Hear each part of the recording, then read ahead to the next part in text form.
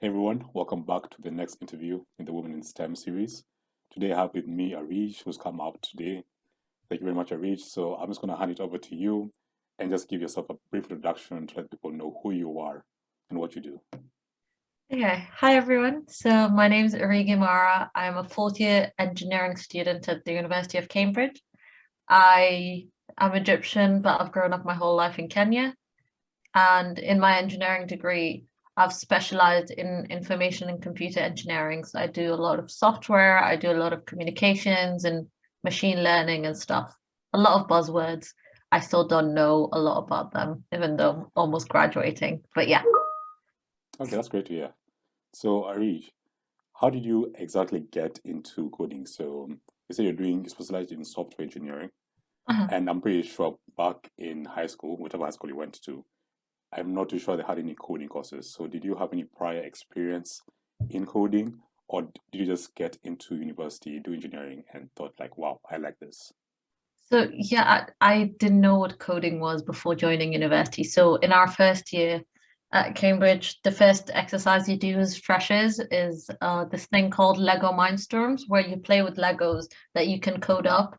And my Mhm. team and I were working on it. It was coding stuff up in MATLAB.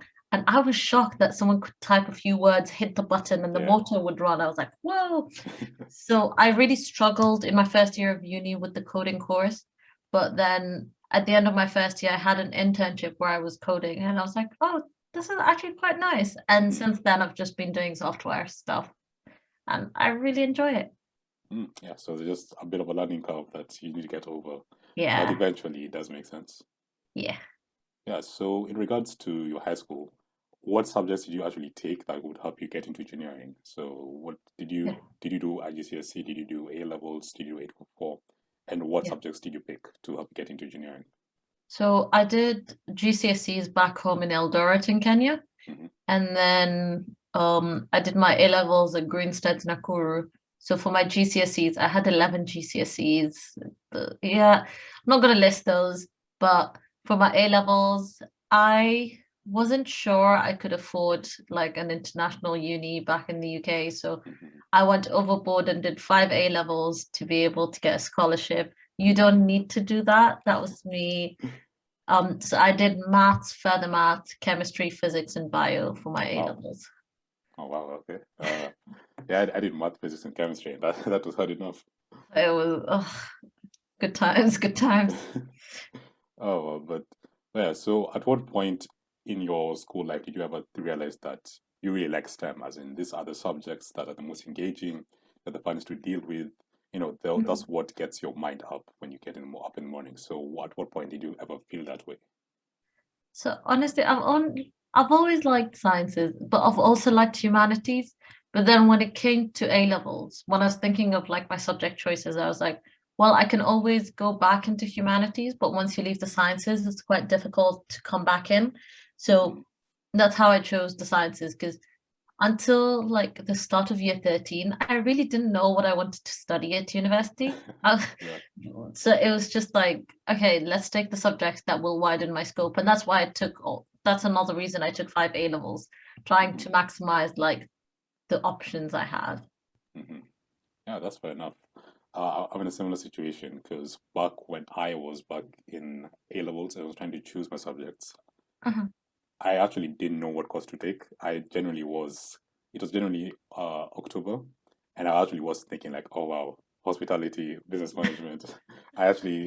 Engineering was there, but it took a while before, so around November when I was like, okay, right, let's go engineering 100%. Let's Bro, try I this wanted out. to do politics. Like I was so fixed on politics. And Yeah. then I thought about it. I was like, what do I not like about politicians? They talk a lot and do nothing. So I was like, okay, Hmm. let's do engineering to do the things that, yeah, Okay. Yeah. Eventually, you just know that you have that interest in it, and yeah. you just have to just commit to it at some point and see where it takes you.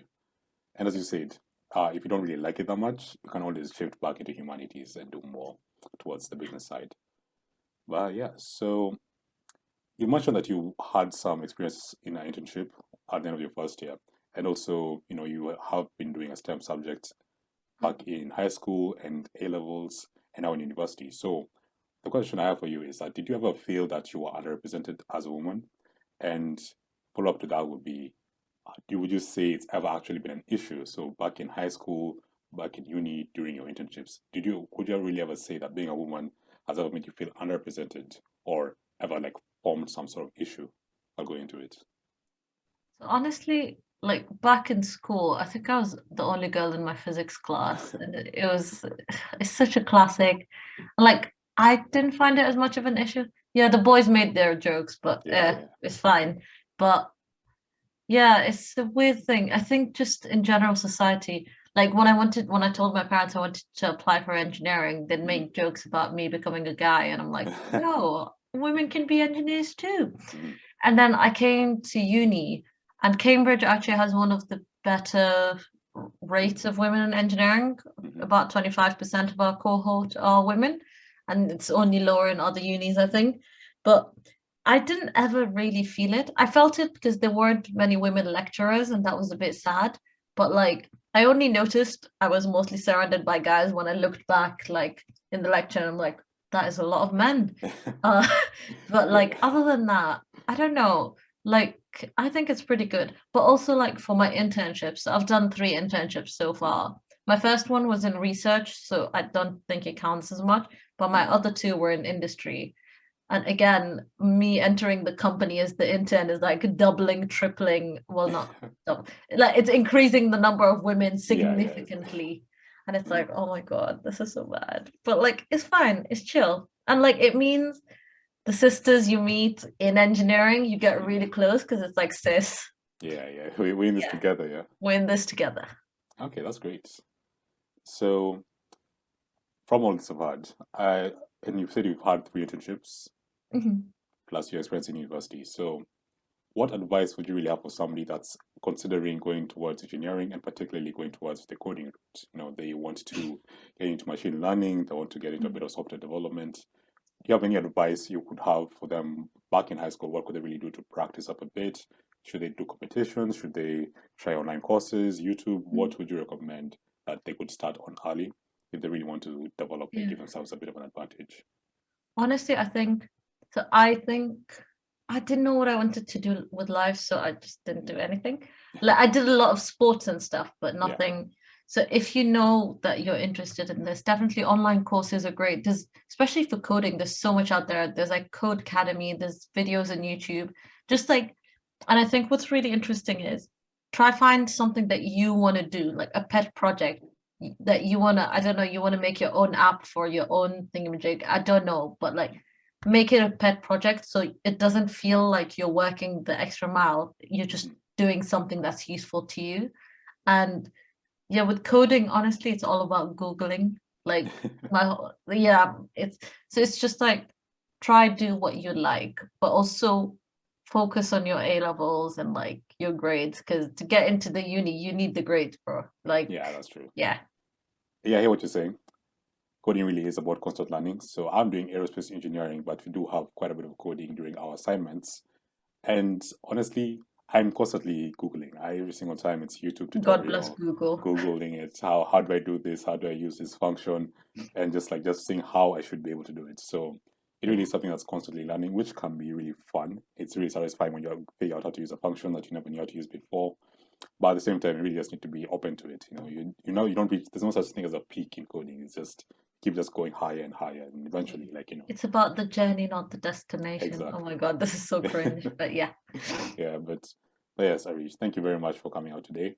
thank Do you have you. any last words for the young girls out there who Yeah. maybe one day want to code at Cambridge? Good luck. Believe in yourself. Mhm, And friends are great. Use your teachers, and mhm. you can do this. Woo! All right, thank you very much, Arish. Thank you.